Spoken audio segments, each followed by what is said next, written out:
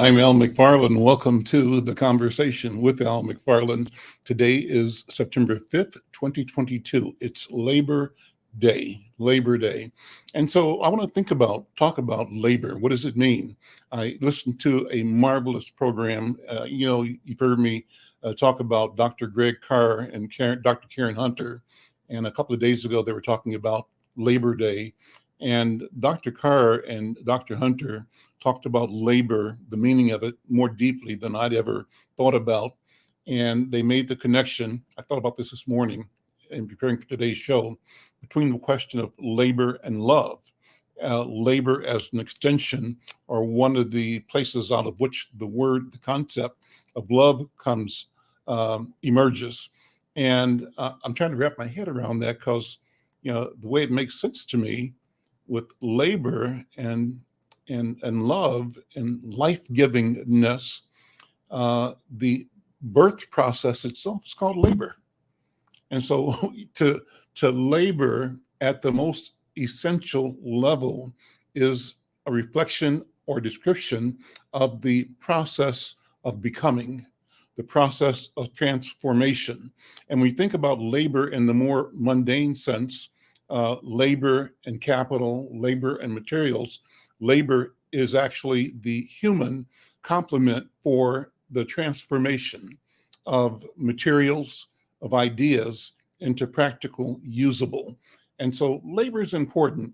I'm concerned today that we continue thinking deeply about labor, about our work, valuing our work, our labor, our energy.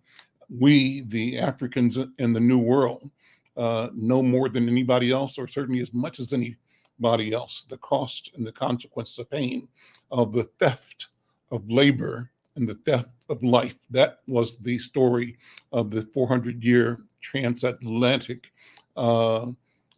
global trade that this country and the world's wealth was built on. Well, first of all, let me say hi to my colleague and co-host, Brenda Lyle-Gray. Brenda, how you doing? Fine. How are you? Hot as hell down there, right? Are you in the? No, it's not bad. Isn't it? Okay, some parts, Arizona, I guess, I think it's and Nevada are yeah. getting crazy heat. You're not so No, bad it's there, not Mexico. bad today. Okay, all right. How are you doing? Hanging in there. So my thought on labor. How's it hit you when you talk about labor? What comes to your mind on Labor Day?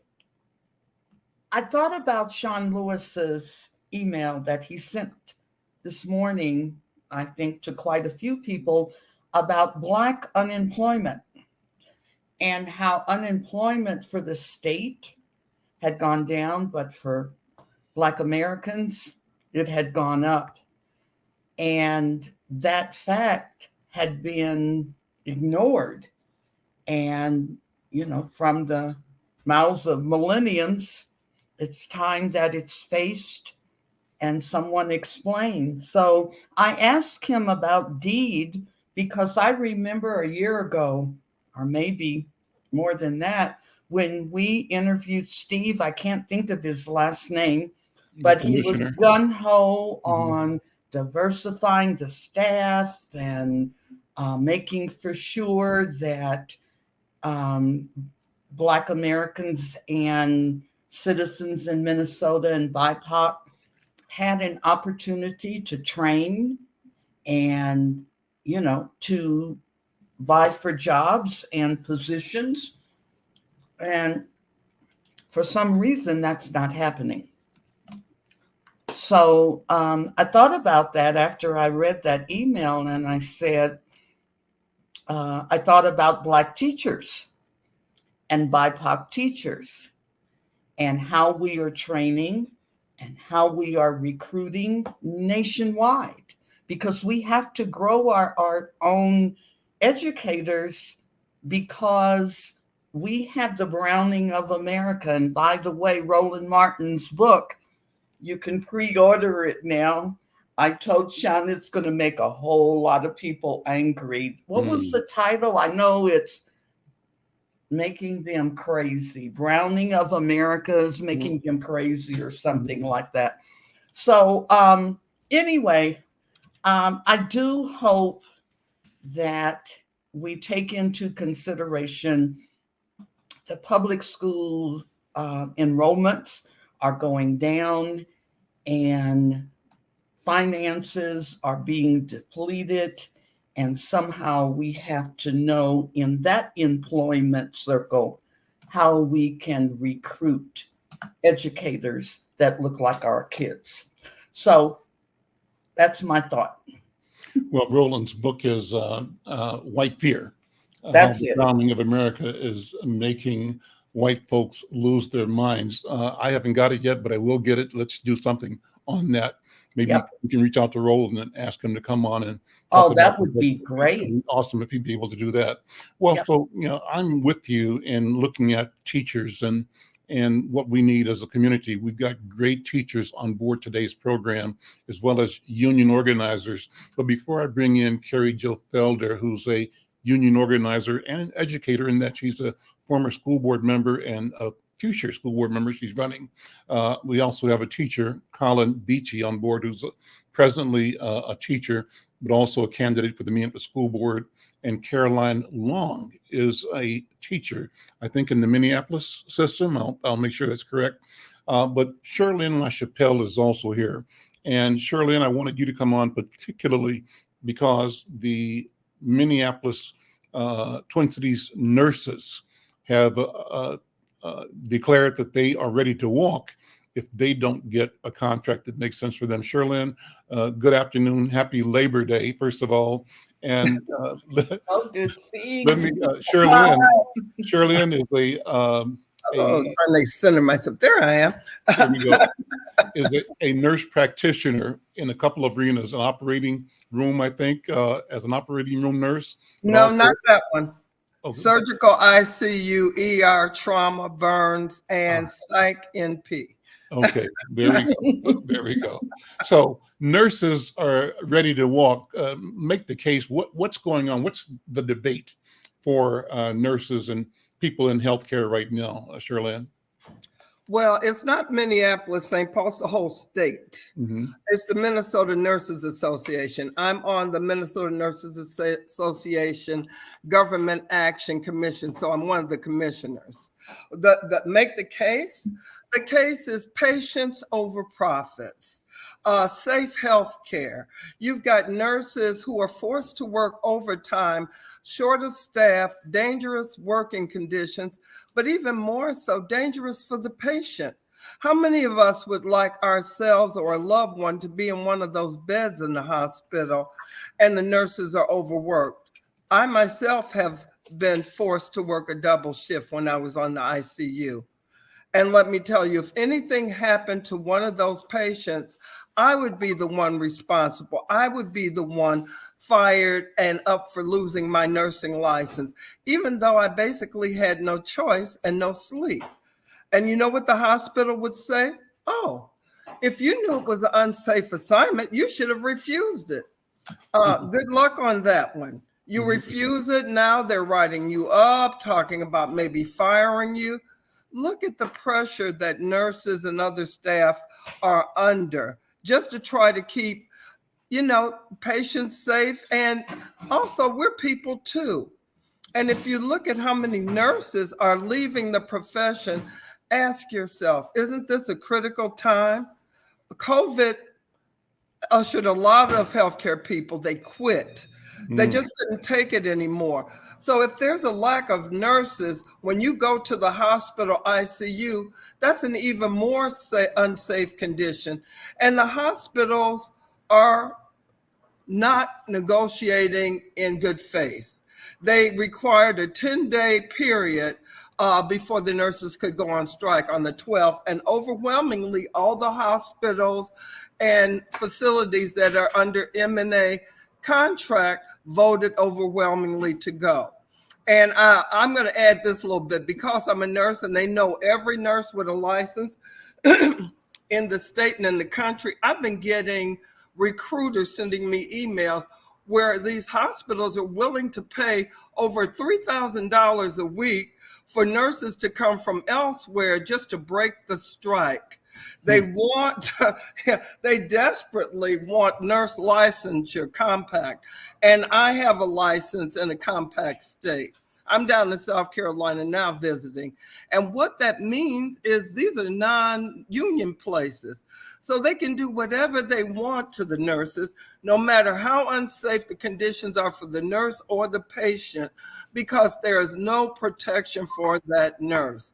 Now, if that's what Minnesota wants, I mean, we've got some of the best health care in the country, and it's because of unionization.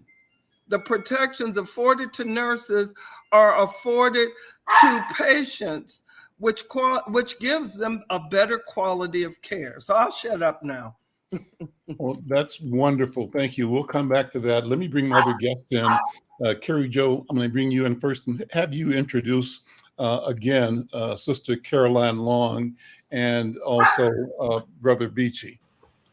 All right. I just wanted to say, Shirlynn, I'm going to be on the line up here with these nurses. I agree 100% with you. They work really hard. I have friends who are nurses, and everything she said is absolutely correct. And even when we had COVID, they were bringing in nurses from other states and putting our nurses, sending them home. I mean, it's crazy what the systems have been allowed to do here in Minnesota. And we just have to say no, because it's for us. It's for our families, the care that we receive. And so we really have to kick these larger businesses, in the corporations in the butt and say, you know what, stop doing this. Otherwise, we're not going to choose you. We're not going to choose you. I mean, it's horrible the way that they've got it set up. And so thank you, Shirlynn. You were so on point. Thank you. But I'm going to bring into the room Colin Beachy. Colin Beachy, he's running for school board, but he's also a teacher at Transition Plus, and he's been there. He's been a teacher for over 20 years. And then Caroline Long has been a teacher for over 25 years, I believe, and she is at MPS as well. And she works with special education, and I know special education is a very serious topic this time around, and Transition Plus is also special education. And so I don't want to spend too much time talking myself. I'd rather, hand it over to those two. There's a lot going on with our teachers in Minneapolis. We're so short right now that it's going to be a lot going forward. And these are two of my, my favorite teachers. Well, Colin, let me start by saying that the last time you were on, the strike was ending, I believe, and we talked about the particular nuances for opportunity and challenges to or barriers to opportunity for Black and teachers of color. And one of the ambivalencies was, how does the system, including the union system, address the history of last in, first out, that perpetually penalizes and marginalizes Black teachers, particularly in an environment where we know that success depends on the ability to get, retain, and grow opportunity for Black teachers.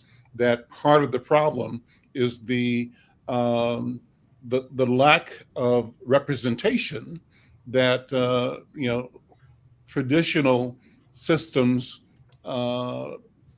present as barriers to Black children, Black families. Colin, so where are we now? What happened with that, and where do we stand right now? Well, and yeah, first of all, before I even start, Shirlynn, I want to say, that I don't speak for the teachers union. I'm not a member of the leadership, but we remember you guys being there supporting us when we were on the line. School starts this week. I don't know about the time that we'll be able to have, but we are going to be there in solidarity with you. That is one thing I learned when I was on strike, that solidarity is not just a word. It's a real thing. It's a real thing. So we are going to be there for you. Best of luck to all of you. So, I think recently we've been hearing a lot of the things in the press about the proposals that we have, and most people have been focusing on the hiring and recruiting and retaining teachers of color. And I think a lot have been focusing on the language of that we're going to be firing white teachers before we're firing Black teachers. Now, I think that, there's a reason why I think people want to have that discussion, but that is a non-story. The real story is that we are short 350 teachers. The real story is that we are losing Black teachers. The real story is that when the CDD was put in place, there was no plans put in place for how we were going to recruit and retain these teachers of color.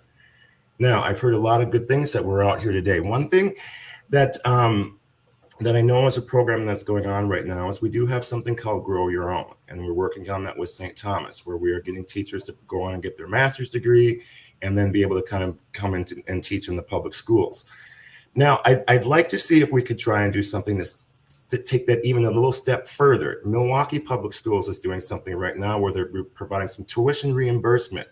The problem with the Grow Your Own program is that it's a master's degree program. So we're talking about trying to get people who don't have their BAs yet to give them that process to get into their BAs. And some of the best teachers that our students have, some of the best teachers of color that our students have are already working with our students right in our schools. Our education support staff, our special education assistants are just wonderful people, and their own lived experiences is what we are also trying to use in form of how we're going to be trying to recruit and retain some of these teachers of color. We can grow them right here. If we give these opportunities for these teachers at the school, have them, like in Milwaukee, they have to sign something to say they're going to teach in Minneapolis for 5 years. We enter into a tuition reimbursement program where they're able to go to school while they are getting their special or their kind of their student teaching kind of requirements out of the way right away. So I will say this, just one last thing too as well. You kind of asked, where are we at with this? Just for me personally, last week we had our first our workshops, our back to school workshops, our district wide ones. And just for me this year, it felt different. It did not feel like this was just words that we're going to just be talking about. It feels like that Michael Walker came in and did a very, very excellent program for us. And it was, I just feel like there's going to be a more dedicated commitment to actually enforcing these ABAR proposals that we have, to really putting an effort into making sure that we're training our teachers, giving them the opportunities to understand all of the culturally responsive teaching methods that we can be using to make sure that that is also increasing our students' academic achievement. I'm kind of a little like Shirlynn. I can ramble and ramble for a little bit, so I don't know if I've been answering your questions or not. But it's all about the conversation. Let's bring Caroline in. Caroline, how are you, first of all? And thank you for being here, taking time out on Labor Day. Respond, if you would, to the questions we've raised, and with the experience you have as a long-term teacher. Yeah. So, I would agree with Colin, what he said. Right now at this point, we have a shortage of teachers, or a shortage of teachers in all these empty open spots. So the language that we have in there, and I was one of the lead negotiators for the teacher chapter to put this language into place. The language we have in there is underrepresented population. And so that is one of the hurdles that we need to get over is, yes, we do need to make sure that we are hiring educators of color, but we also need to make sure that we're retaining these educators of color. So the main part of the proposal that we have in this contract is called the anti-bias, anti-racist proposal, which really is looking at the policies and practices within the district that get in the way of retaining and keeping the educators of color within our district. If you go and you look at Minneapolis data, you'll see that more than white teachers, teachers of color are leaving the district, and that goes to the policies and the practices within the district and how we are treated once we reach that tenure phase. So our struggle just isn't getting over tenure and getting over being a probationary teacher. Our struggle is lifelong once we are employed with Minneapolis Public Schools. Bring in Rod Adams. Rod was there. Rod, let me bring you into the screen here. Jump in the conversation. Thank you for being here, taking time out today. How's this conversation work for you? What are your priorities, your concerns?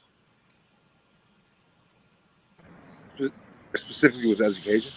No, Yeah. so Rod's a little bit different. Rod is bringing people into labor. Yeah. Labor.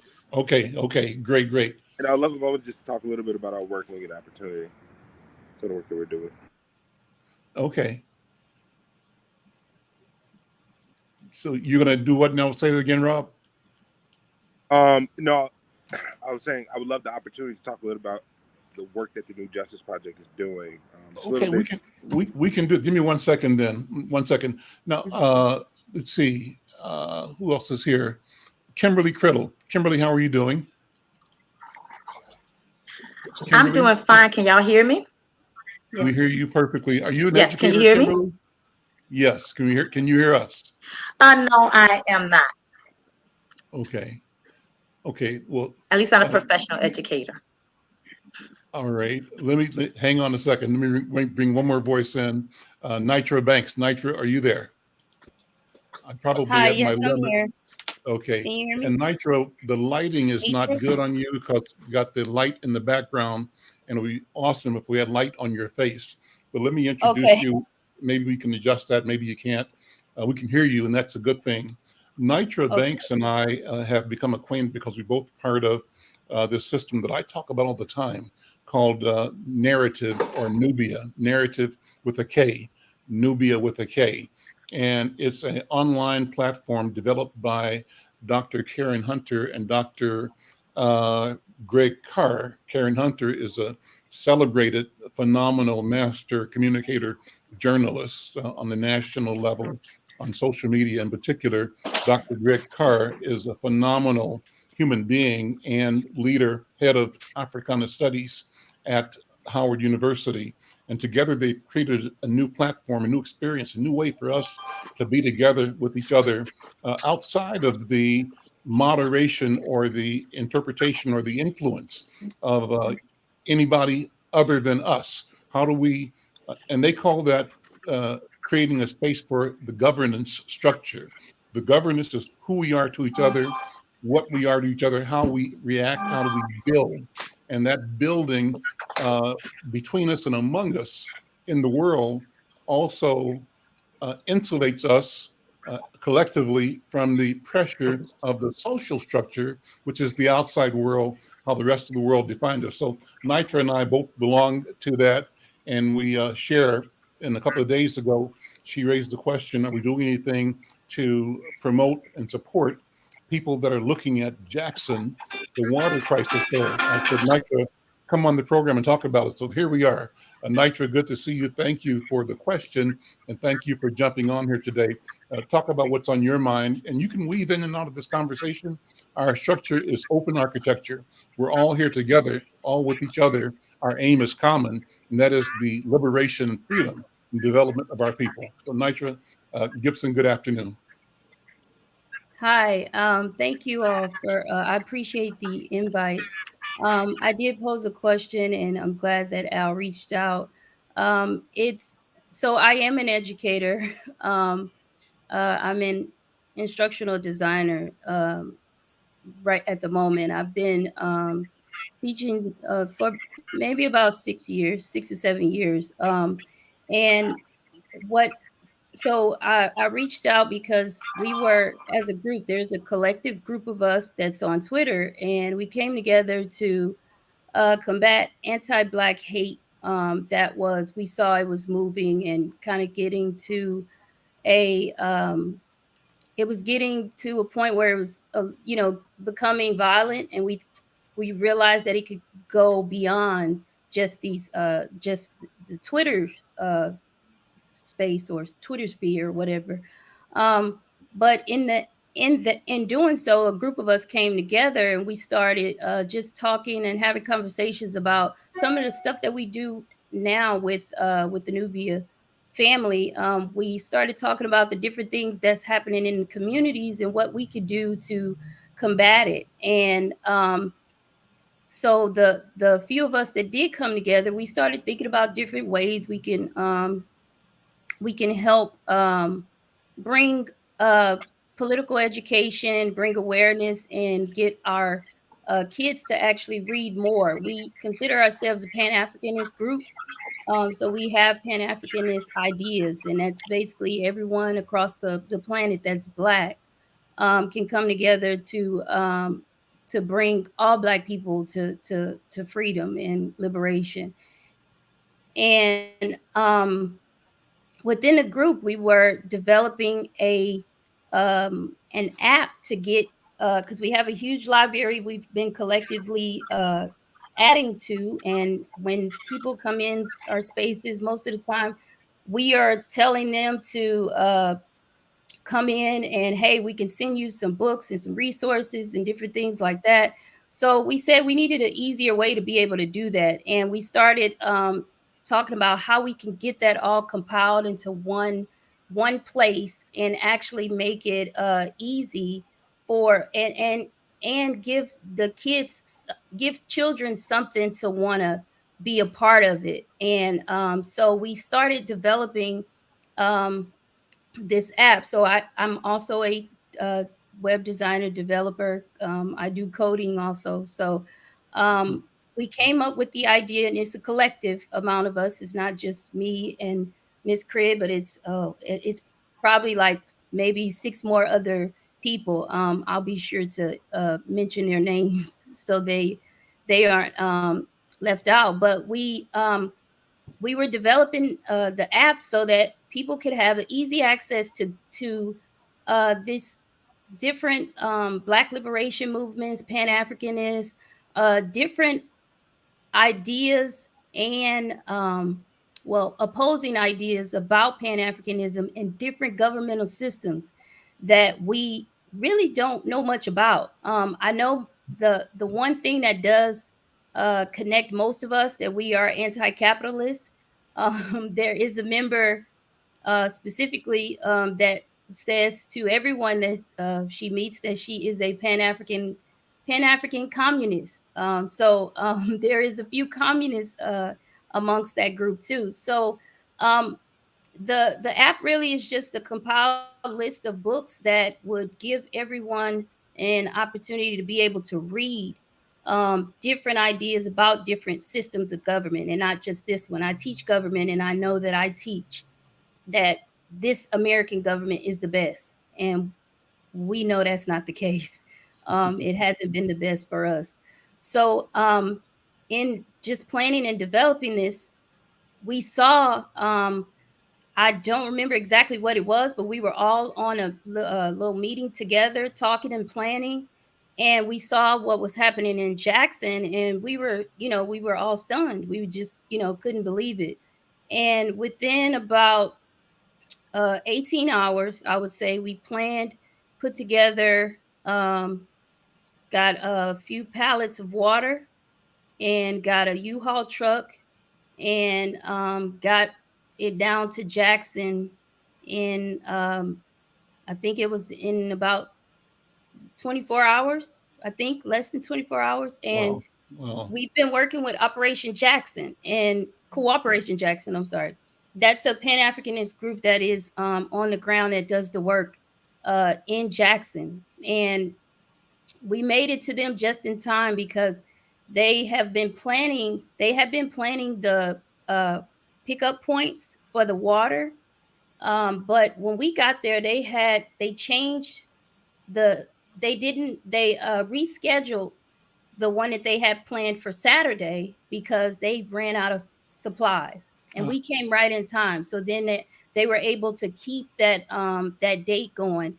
And even that little that we did, they ran out of it in an hour. And so it was like, we felt like we did something, but then it was like, oh no, that's not enough. So Drop in the bucket, right? Yeah. Yeah, it was only just a small drop in the bucket. We had one of the members who refers to herself as Penn. Oh, she's there. She got there and she drove. We had a marathon space. One of the other members said, let's just do a marathon space so she could stay, so we could stay with her and just keep her company while she's on the road. And that's pretty much what we did. And when we got there, because she said it was us that was with her the entire time. When we got there, she found out that it's worse than what we thought, and they are basically at the helms of anyone that is willing to donate. to them. They're not getting any type of assistance. It's all donations coming from everyone else. These are all, you know, different nonprofit organizations that's helping them.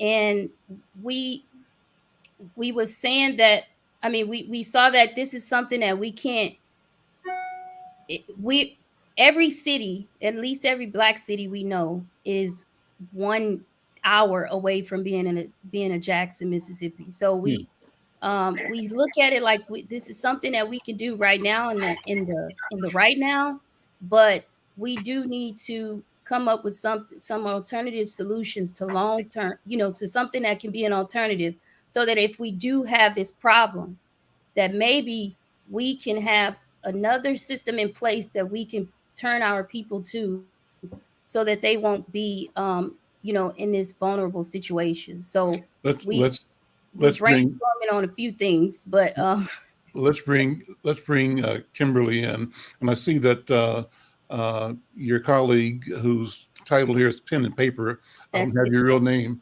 has listed a place to donate. And if there are other places that people can donate or get information, please put them in the post, and we want to make sure we call attention to them over the course of this conversation, because we want people to act. I want to say that I'm so impressed, because as you were speaking about organizing, what you described was the reality of direct action.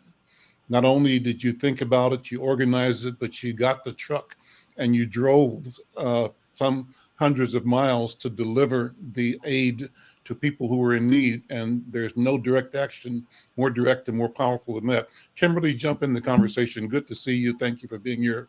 And add what you will, where you will in this conversation. And others who are here, my educators and Shirlynn, I want all of us to be involved in this conversation. Brother, we're going to also have you talk about the Justice Project as well as part of this general flow. So go ahead, Kimberly. Okay. Well, I'm just going to add on to what Nitra said. You know, we all got together for the against anti-Blackness that's going on online. And when the idea came through, I think all of us like, okay, you know, doing a marathon, not calling, but DMing other people. And while we were doing that, I said, oh, my cousin, I thought about it. I said, okay, my sorority that I was in the New Orleans area, because at that time it was, I don't think we even got out of Texas before the truck was full. So I had got my sorors together in New Orleans, the Epsilon Sigma chapter area. And they were like, oh, they were already on board because they understood the need for it.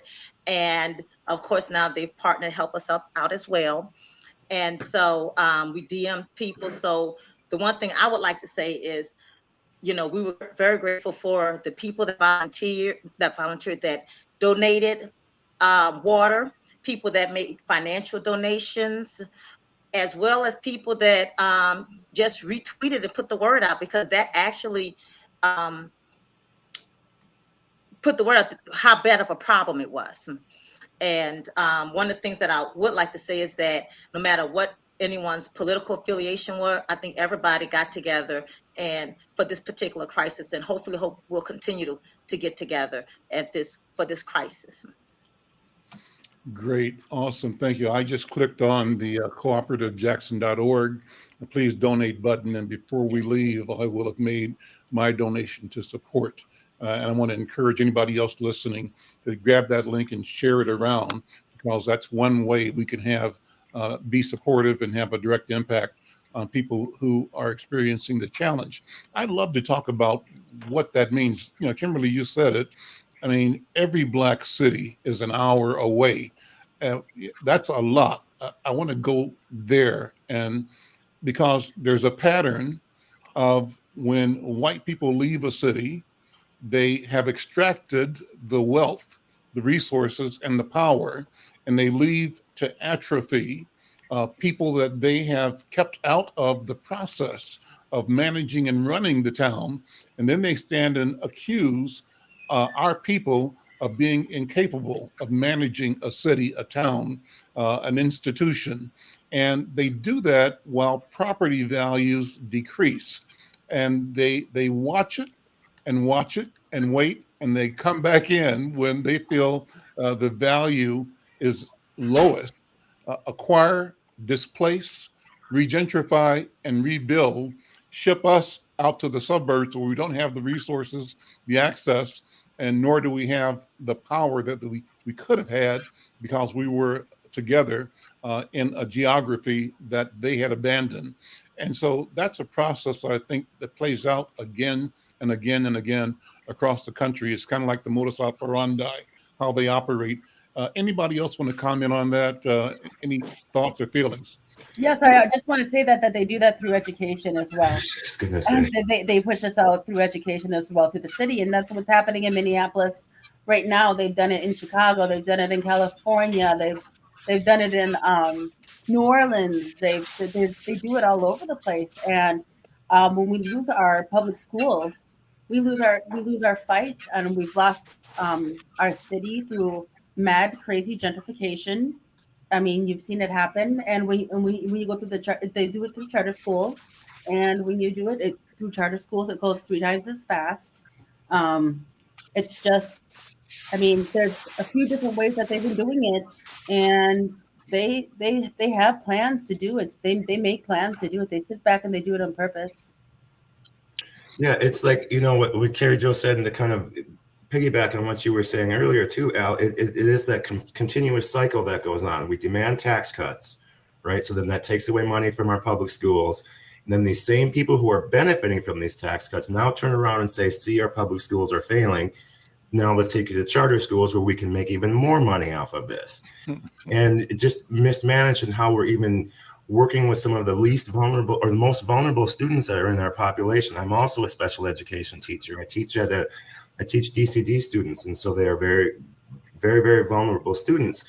And so, but some of these, when you have students going to charter schools, well, we are paying 90% of their special education costs, and they don't have to have a special education program. Well, that doesn't really make you a public school. And so, all of these forces, though, it's a coordinated campaign. That's what's going on here. And I think the more that you look at them, and the further up the ladder you go, you're starting to see some of the white Christian nationalism that is trying to make its way into our public schools. Yep. Go ahead, Brenda.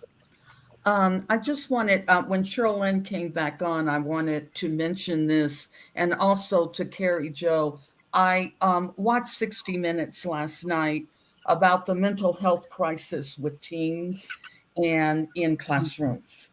And here we are adding another layer, because you've got an increase of 55% suicide rate in Milwaukee alone.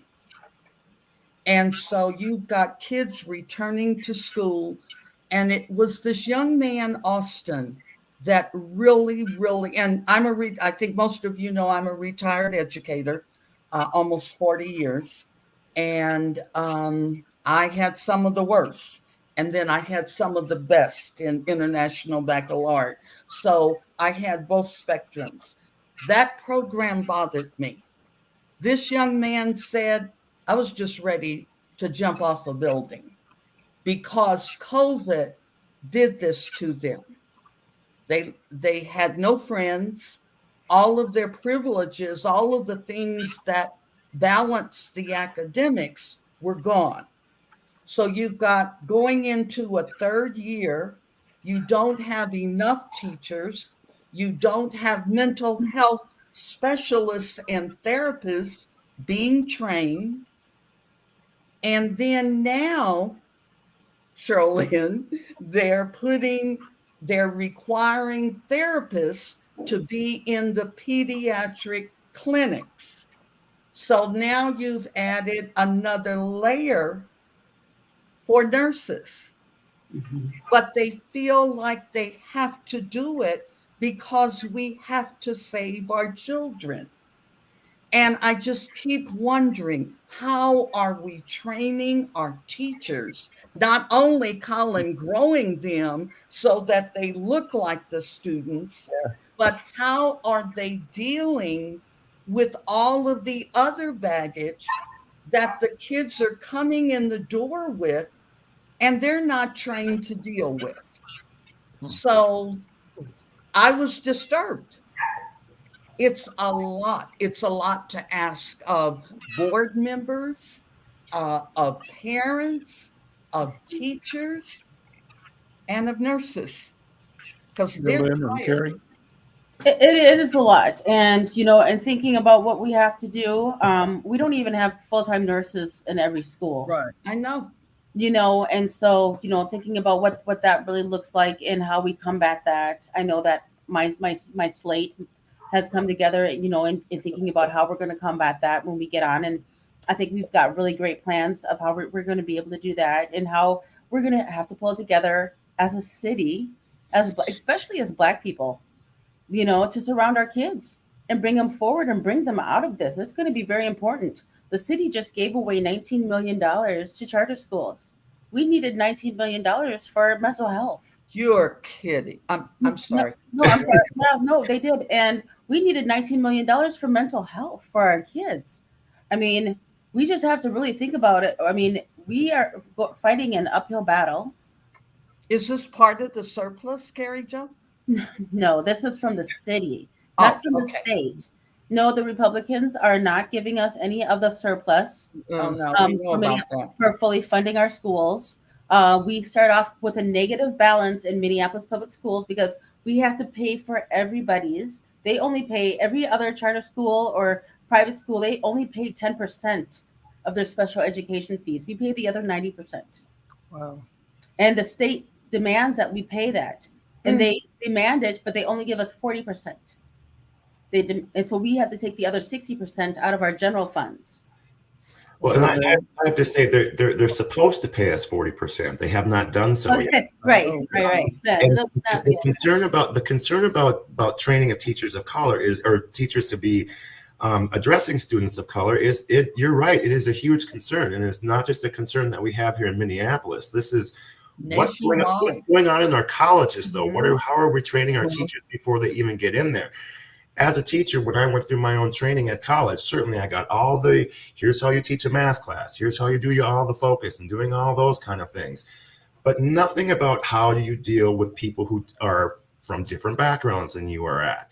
I went to a school up in Fargo-Moorhead, so a lot different population than we have down here in Minneapolis, and so it's just like this one-size-fits-all model. And so this is why I would like to start seeing some of the people here, like even the app that the ladies are working on here.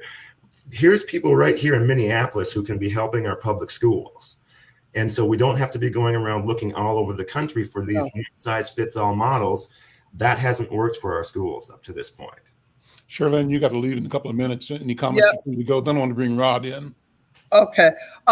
Basically, all of this, this whole spectrum of racism, the white supremacy model, is all to keep us down.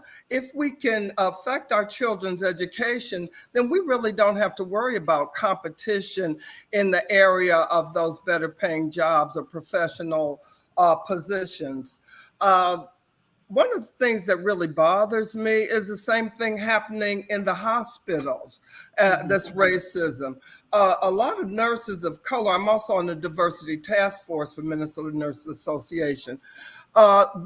Nurses of color are really afraid in the hospitals that their colleagues will undermine them, will change their drips on patients, things that not only will get you fired, but you will lose your nursing license.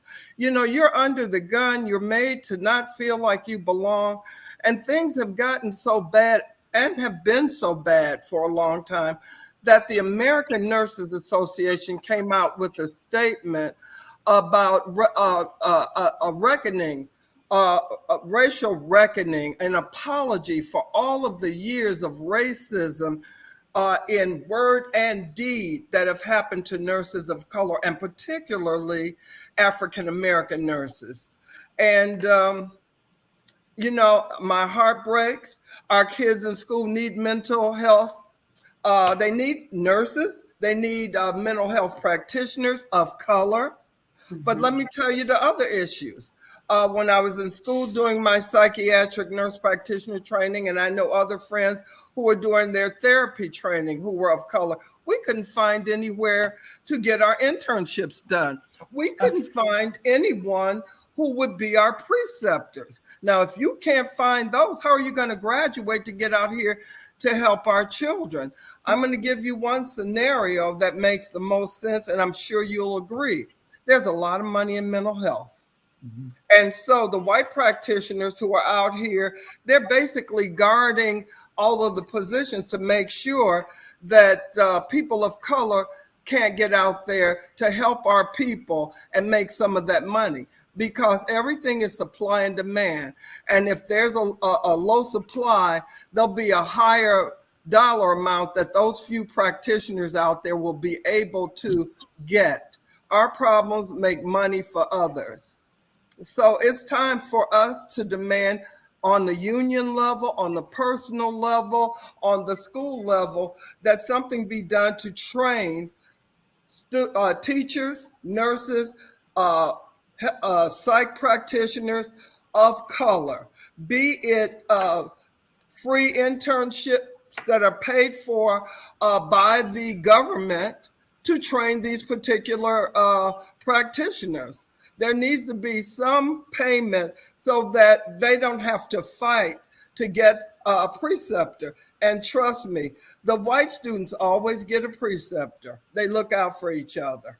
And can I piggyback on you, Shirlynn? Because over the nationwide, it is so easy for you to get money, because there's so many programs for Black people to become special education teacher. Mm-hmm. And so when kids are in schools and they see the Black teachers and they're in special education, they're like, well, what are they doing over there? I want to go have a Black teacher.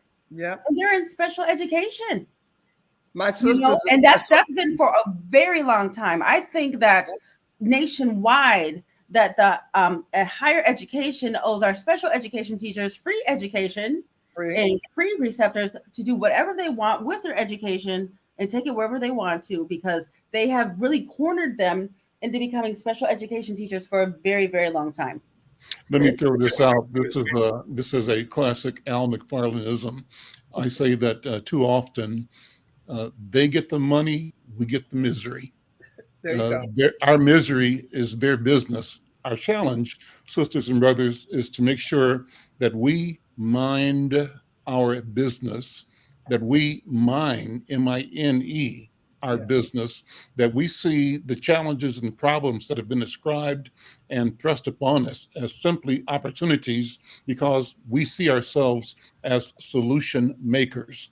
And we bring the spirit of solving the problem with an attitude that generates revenue to our community. We should be able to hire ourselves to fix ourselves. Let me switch over now to Brother Rod Adams. Rod, thank you for being patient and waiting. Talk about the initiatives that you're doing. And I want to come back to Nitra too, because Nitra, you started off talking about an alternative system, a way to step away and to build, while we deal with what we deal with in the social structure, how do we create a governance system, a process among us and between us that lets us grow and do for ourselves, irrespective of what the external community does. Brother Rod, go ahead.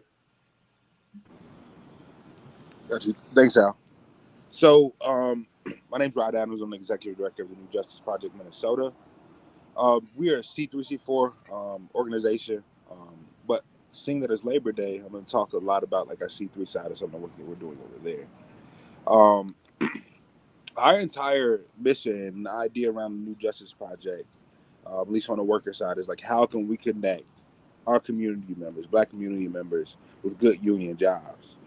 And for us, the idea was, of course, to serve the broader community, but thinking about who's most impacted by the holes in the economy, who's most impacted having doors closed on them. When we think about what's happening here in Minnesota and Minneapolis when it comes to labor.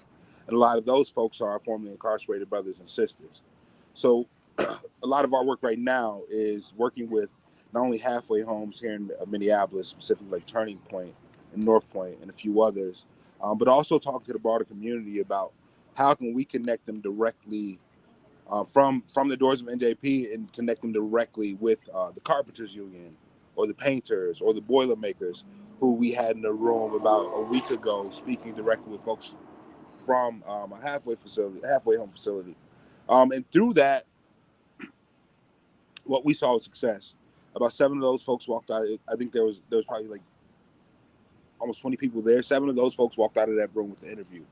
And a lot of other folks were contacted afterwards. And they'll be moving from our program directly into union apprenticeship programs. And as you know them, most of them start off making $20 to $25 an hour.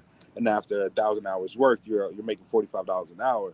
And the reason we focus on formerly incarcerated folks is if you think about the issues that plague this country, and specifically Black people, it's the system of mass incarceration.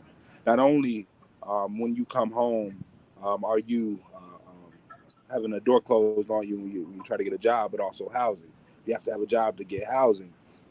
And another note is like, as we continue to build on our program, what we're looking at is like adding a portion around like healing justice. Because we're working with folks who have a tremendous amount of trauma, not only from spending time in prison, but also before. Some of their trauma led them to making some of the bad decisions that led them to be in the position they was.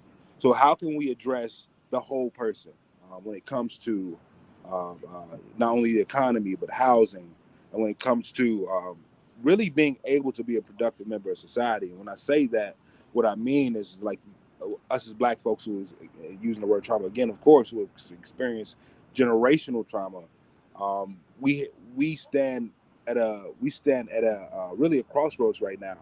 It's like leaning into the capitalist system and begging for folks to give us jobs, or building out alternatives and looking at a way in which to build power not only for like formerly incarcerated Black folks, but also for the broader community.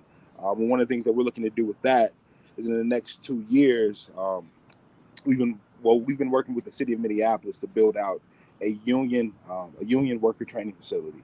And what that looks like is what we're looking at is, I think it's about 5 acres of land that is attached to the water yard facility or roof depot, depending on the circles that you run in. And a little bit of background on that, the roof depot is basically a manufacturing facility that shut down a very long time ago and has been left decrepit.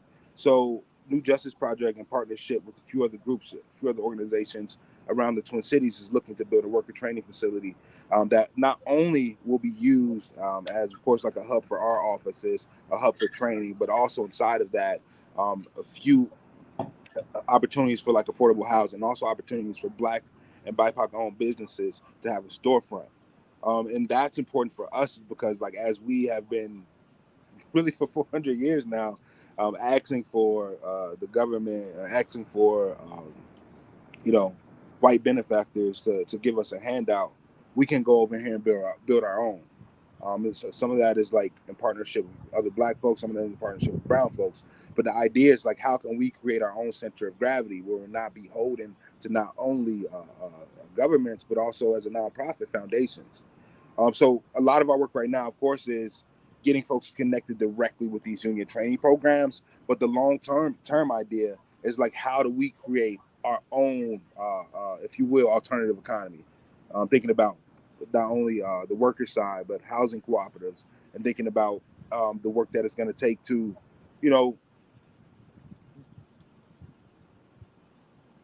sorry, I'm outside. I had a bee on my thinking about the work that it's going to take to really, really ground ourselves in the idea of what does it mean to be powerful. A lot of that comes with, of course, like building like economic wealth, but a lot of that also comes with understanding how to maneuver the system. And if you can't, and if there's struggle maneuvering the system, then you build your own. Listen, let me stop you right there and bring Nitra in. And Nitra, it sounds like that's exactly what you and Kimberly are talking about. That's what we're talking about as we both participate in narrative. Narrative is the word narrative with a K, and Nubia. And so jump in, Nitra. How does this sound to you? And how does all this conversation come together? Because I heard you say early on that part of what we do, not only responding to the challenges of the moment, but in doing so, create cooperative models that allow us to be with each other and do for each other, building something that in a sense is insulating, that is regenerative over a long period of time. Mm-hmm. Nitra, go ahead. Is it Nitra or Nitra? Nitra. Nitra, okay, yeah. Yeah, that's exactly what we've been doing in this collective group, with sharing ideas and resources, and just trying to just figure out alternative solutions. And I think some of the things that's already in place, some of those, it's a lot of different Pan-African organizations that are doing the work, but again, our people don't know about it. They don't either they don't know or they don't have access to it, which is why one of the things I was reaching out in doing this online is why isn't Black media covering this?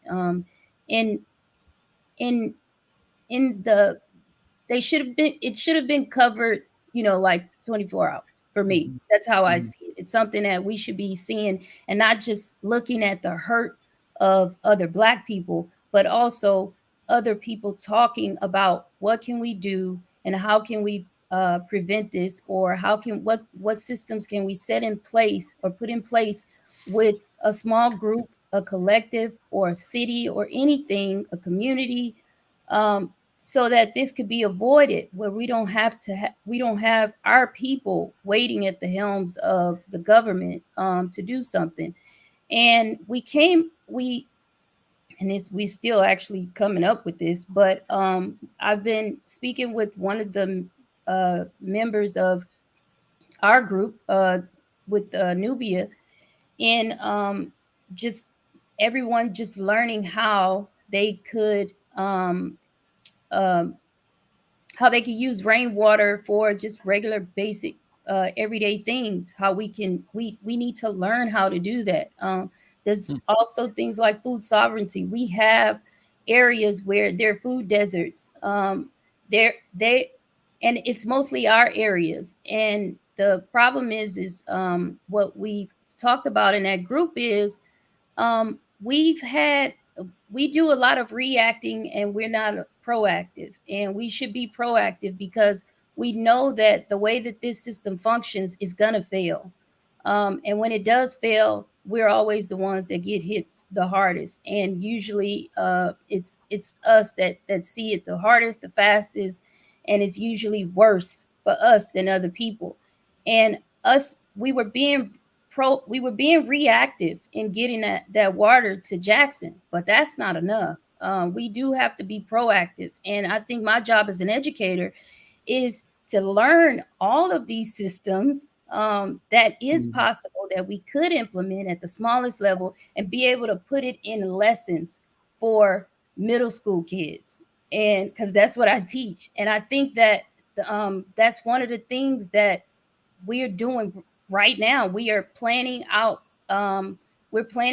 talks and lessons that we're going to be holding on Twitter, on Spaces, for people to come in and learn about how they can use rainwater, how they can start their own gardens. There's some stuff that we are doing on Nubia as well, but this also, we're going beyond that, because everyone's not there in Nubia, but we see the amount of hate that was on Twitter. And it was like the amount of hate that's shown against Black people on Twitter.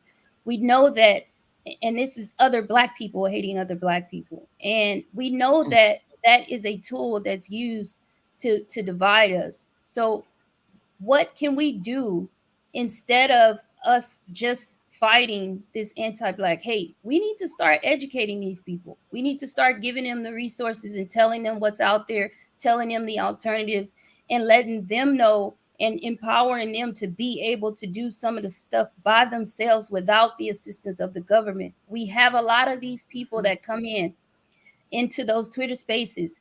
They are completely against voting. They're completely against government, yet they still power on their phones through the government. They talk to us through an app that's ran by someone else who is getting most of their subsidies from the government. So they don't know that these systems are connected, but we don't tell them, oh, that's what you need to do. You need to vote. No, we don't want to do that. We don't want to force you to do anything you don't want to do.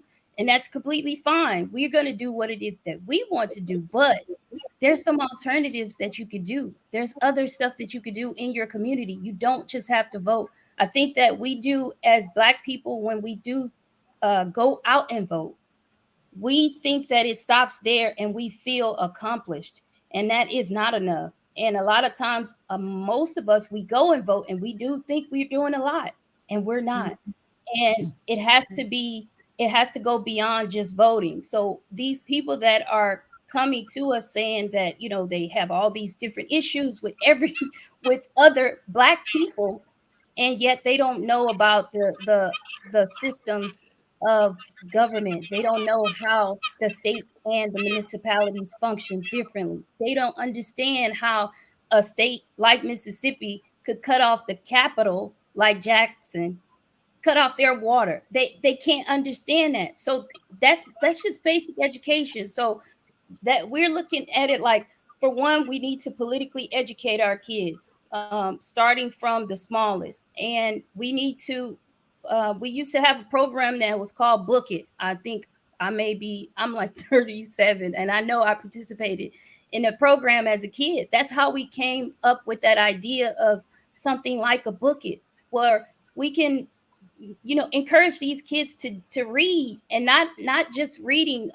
you know, just any book. We're curating lists about Pan-Africanism and different governments like communism, socialism, and capitalism, and how it destroyed this place and how it destroyed us. So it's not just, hey, go read a book, here's the list of Dr. Seuss books. No, you're going to probably read some Kwame Ture or some other Pan-African that can actually tell you some things and actually make some connections to not only you as kids sitting in a classroom, but also adults and your parents, and how they can make those connections to what's happening in your government, why you feel like you don't need to be a part of the government, or why you don't feel empowered about making a change with participating in voting, but learn about why this is happening to you.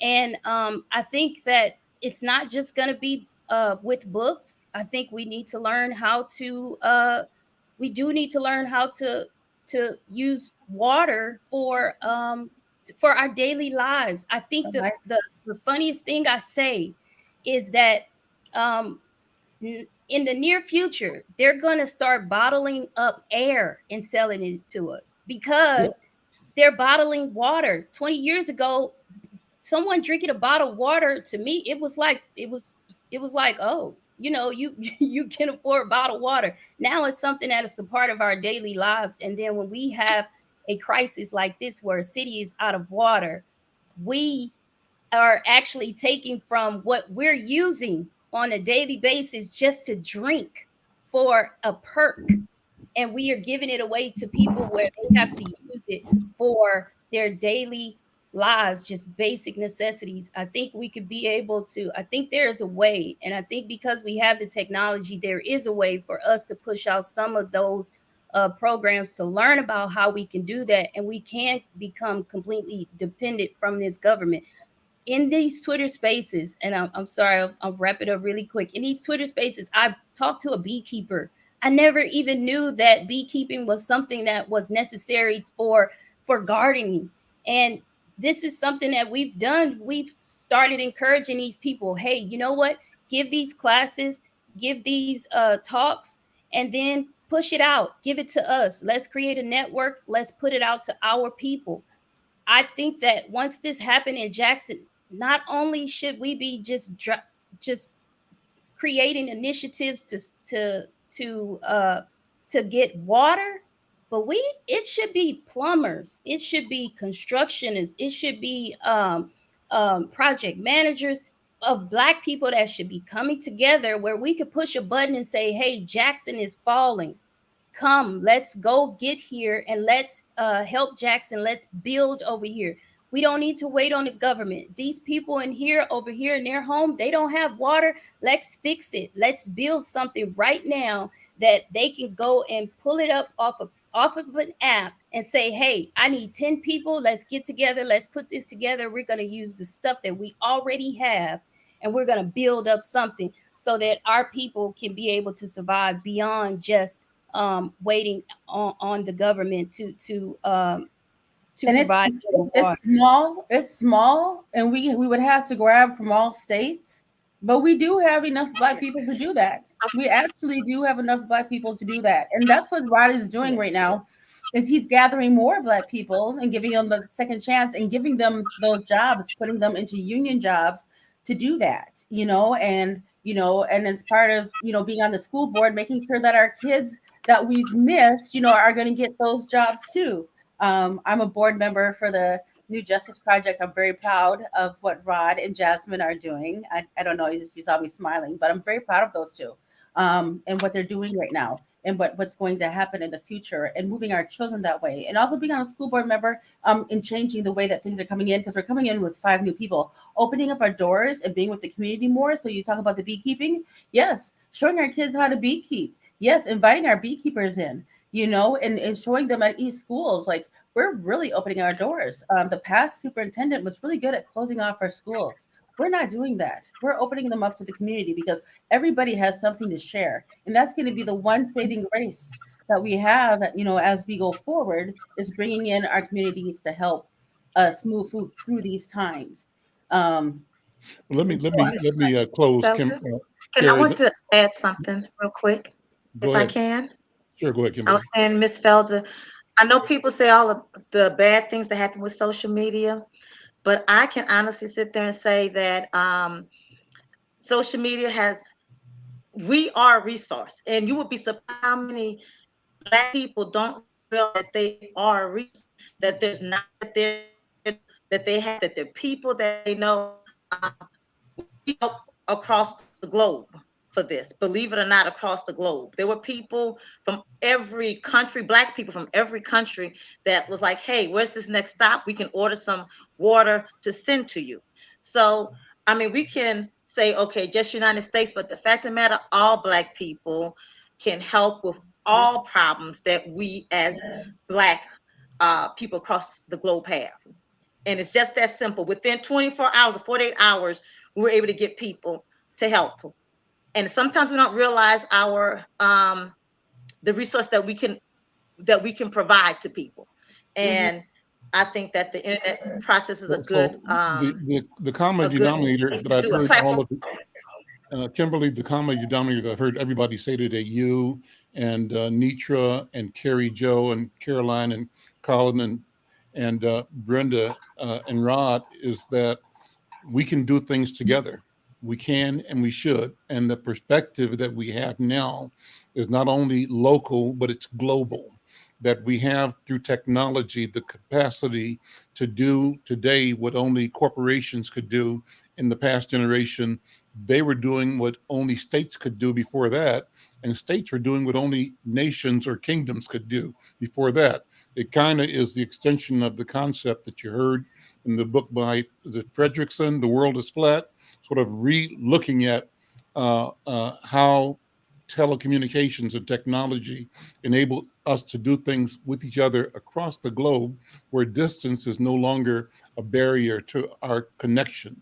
I think we're moving into a bold arena. And then Nitra, you talked about the prediction that air will be commoditized or monetized the way that water has become. That 2 generations ago, water and coffee, coffee was a nickel and water was free. Look at it now, you got to pay for water and you pay a whole bunch for coffee if you like Starbucks or anything else, and you're used to that. So the question is, will air become the same way? And Kimberly, I hear you and Nitra saying, if it does, if it doesn't, what is our responsibility to use our minds, our genius, our technology to ensure the availability of air for our people, number one.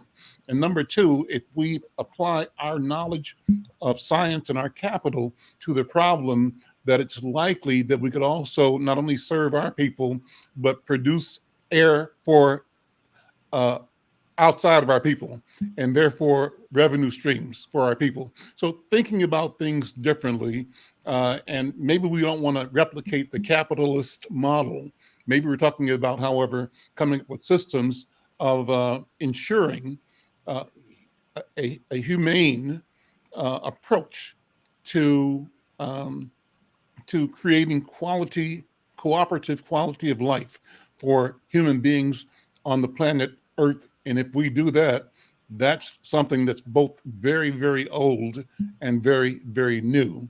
But the time may be right just now. Listen, we're out of time. This has been a wonderful conversation. I want to thank all of you. I invite all of you to come back often and regularly, because I think this is the kind of conversation we need to have with each other. Thank you so much. I'm Al McFarlane. This is The Conversation. We'll see you next time.